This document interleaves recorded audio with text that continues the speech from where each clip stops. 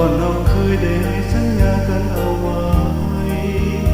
จะทำน้องให้ความรักเขานานแล้วได้มาคำสัญญาจึงแปรผันให้แบ่งปันกันหากเขาไม่เหลือ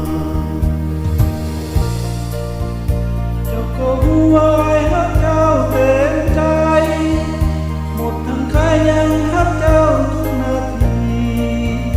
ด้วยเหตุใดเจ้าทำให้อายเสื่อมสีหรือเจ้ามีฮักใหม่ที่ดีกว่าอายหากเจ้าไปไอ้ขอให้เจ้าได้ดี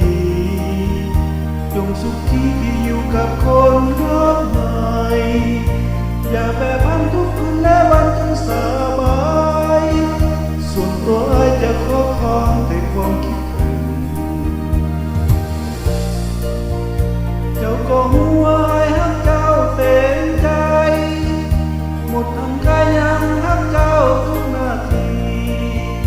ด้วยเหตุใดเจ้าทำให้อายเสื่อมสีหรือเจ้ามีฮักใหม่ที่ดีกว่าอา